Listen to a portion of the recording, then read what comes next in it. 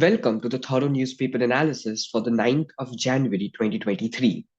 Now, today we have one editorial article which has been taken from the Indian Express, the delimitation exercise in Assam. And for the second and the third segment, we will have the news update and the legal news. Now, the Election Commission has started off the delimitation process of the constituencies in Assam. The last delimitation in Assam had been in 1976. The most recent exercise of delimitation in the country happened in Jammu and Kashmir and took a little more than 2 years to happen. Now, the importance of delimitation is that the boundaries of constituencies are updated to ensure that each seat roughly has the same number of inhabitants. Further, the delimitation exercise happens after every decadal census. However, the exercise was put off for Assam for the past 25 years. In the meanwhile, the entire country has had delimitation exercises carried out 4 times. Delimitation exercises are carried out by the election commissions as per the provisions laid down under Section 8A of the Representation of People Act 1950. While everyone has welcomed this exercise, questions have been raised regarding some of the modalities through which this delimitation exercise will be carried out.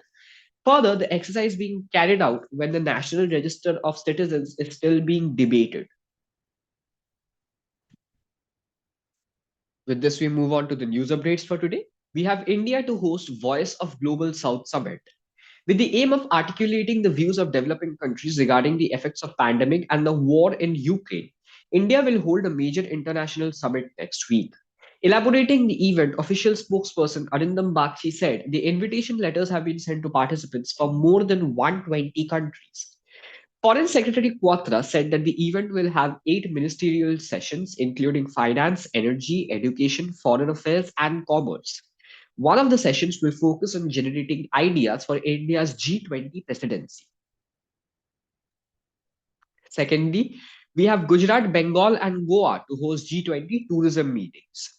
The agenda for the G20 tourism track focuses on five priority areas: green tourism for a sustainable, responsible, and resilient tourism sector; digitalization, harnessing technology to promote competitiveness, inclusion, and sustainability; skill training to youth for employment and entrepreneurship; nurturing tourism related MSMEs and startups; and destination management, strategic management of destinations with a holistic approach. Union Tourism Secretary Arvind Singh said that the G20 Tourism Working Group will look at the current status of the tourism sector from the lens of Sustainable Development Goals (SDGs) and leveraging the experience of the G20 member countries, UNWTO, that is the United Nations World Tourism Organization, and other related organizations will propose a roadmap for tourism as a vehicle for achieving SDGs. Thirdly, we have Prasanna Kumar Motupalli as the new chairman and MD of NLC India Limited. Prasanna Kumar Motupalli was appointed as chairman and managing director CMD of the state-run NLC India Limited. The Appointments Committee of the Cabinet has approved Motupalli's appointment till the date of the superannuation, that is June 30, 2026. Motupalli, Executive Director of NTPC Limited, is presently working as the Managing Director in Gujarat State Electricity Corporation Limited on a deputation basis. Fourthly, India deploys platoon of women. India's permanent mission to the UN said in a statement the platoon of women peacekeepers will be deployed in Abyei as a part of the Indian battalion in the United Nations Interim Security Force Abyei. The Indian contingent, which consists of 2 officers and 25 other ranks, will work as a platoon in an engagement and specialize in community outreach in addition to carrying out numerous security-related duties. India is among the largest troop contributing countries to UN peacekeeping. This time, India is deploying the largest single unit of female blue helmets in a UN mission since 2007. The action indicates India's intention to substantially increase the proportion of women in peacekeeping contingents. Fifthly, we have Odisha wins World Habitat Award 2023.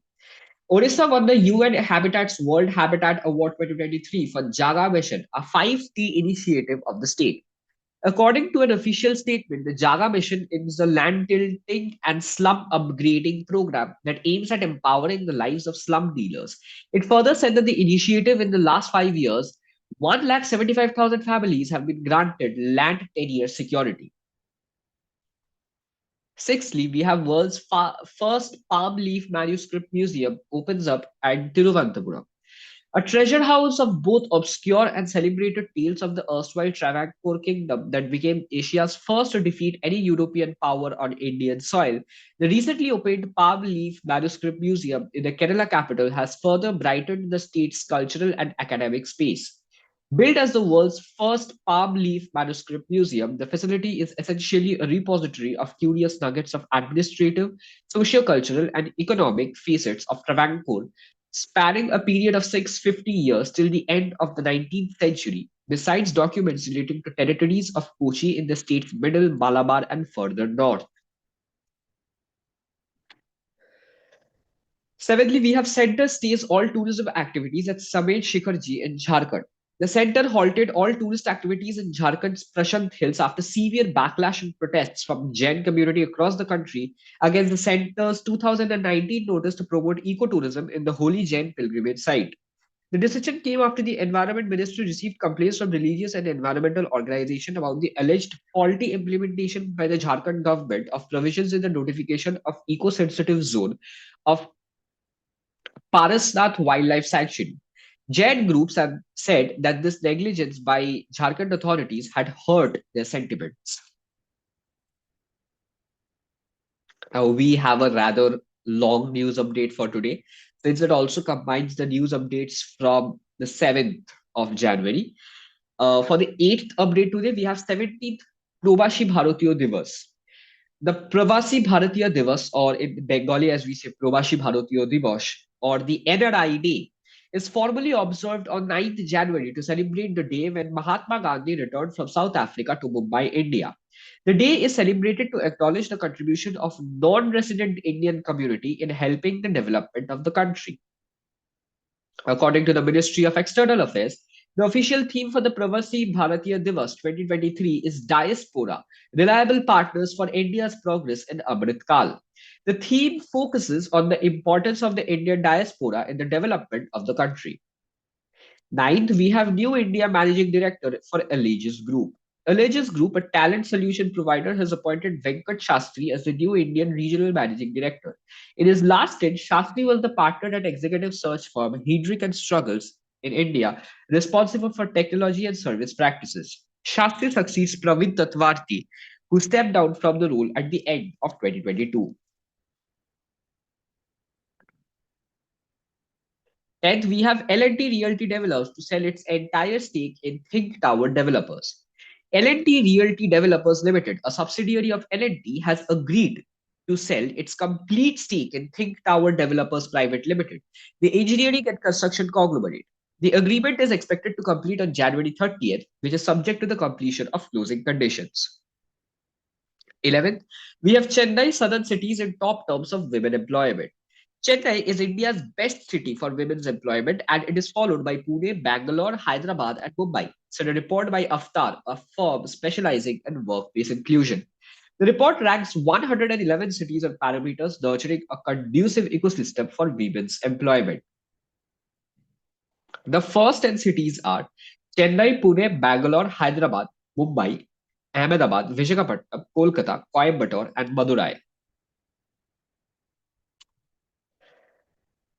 Number 12, ISRO to launch Space Kidz India Satellite made by 750 school children. Space Kidz India, a Chennai-based space tech startup, is slated to launch their satellite made by 750 girls studying in government schools across the country aboard an Indian space research organization launch vehicle later this month. Last year, Space Kidz payloads were onboard Skyroot Aerospace's Vikram S launch vehicle, the first Indian private rocket to launch into space. 13th, Belinda Clark becomes the first woman cricketer to get bronze statue at the SCG. Australia's Belinda Clark has become the first female cricketer to have a statue cast in her honor, a bronze sculpture of the trailblazing former captain unveiled outside Sydney cricketing ground.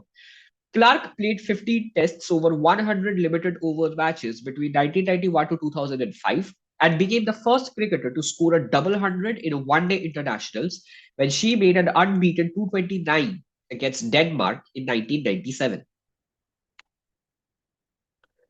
For the 14th news update and the last news update for today, we have Meghnad Desai Academy of Economics announces launch of 7th YERC. Meghnad Desai Academy of Economics announced the launch of 7th edition of the Young Economics Research Competition for the final year undergraduate students of any discipline. It is a national level competition and aims to give students the opportunity to master the art of writing a research paper. Students can participate in groups of two and have to select one topic from the five given topics and write a research paper on it. There are rewards worth rupees 5 lakh for the winning participants and runner-ups. For the legal updates today, we have Supreme Court stays Meghalaya High Court's interim order staying Assam Meghalaya border pact. Supreme Court bench comprising Chief Justice D.Y. Chandrachud, Justice P.S. Narasimha, and Justice J.B. Pardiwala stayed the order of Meghalaya High Court, which had put an interim stay on the execution of the Assam Meghalaya border pact, which was entered into between the two states subsequent to a signing of a memorandum of understanding dated 29th March 2022. This happened in the case of the state of Meghalaya versus R. Hamberley Wallang and others. Secondly, we have same-sex couples already vulnerable. Public notice of intended wedding under Special Marriage Act is a deterrent, and the plea saying this was filed in the Supreme Court of India. The Supreme Court bench comprising Chief Justice D.Y. Chandrachud and Justices P.S. Narasimha and J.B. Pardiwala issued a notice on the petition moved by a homosexual couple, challenging the provisions of public notice and objection to marriage contemplated under the Special Marriages Act and the Foreign Marriage Act. Petitioners contend that these provisions not only impose undue burdens upon parties' right to intimate decision making, but also constitute a disproportionate invasion of citizens' right to privacy.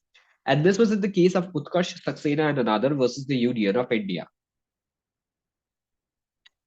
Thirdly, we have writ petition can be entertained to examine if conditions to issue Section 148 notice are satisfied. Now, the Supreme Court, in the case of Red Chili International Sales versus ITO, recently set aside an order from the Punjab and Haryana High Court which dismissed a writ petition filed by an SSE against a notice issued under Section 148A of the Income Tax Act 1961 for reopening assessment. Fourthly, we have formulate schemes for regulation of NGO funds, Supreme Court. Now, as we know, the regulation of NGO funds has been a constant headache for us all, for the policymakers. And the Supreme Court, in the case of M.L. Sharma versus the state of Maharashtra, with a bench comprising of Justice D.Y. Chandrachud, Justice P.S. Narasimha, and Justice J.B. Pardiwala, asked the Union of India to formulate a comprehensive legislative or administrative scheme regarding the regulation of funds which come to NGOs. The directions was passed in a PIL filed by Advocate M.L. Sharma, who submitted that Anna Hazare had withdrawn a lot of money from the government to use for himself. So this was all for today's edition of the Thorough Newspaper Analysis. For free study materials and TNA PDF slides, please join our Telegram channel, the link of which you can find in the description given below, or you can always scan the barcode that is given on your screen. Please feel free to visit www.lawsikho.com for any further information. Thank you.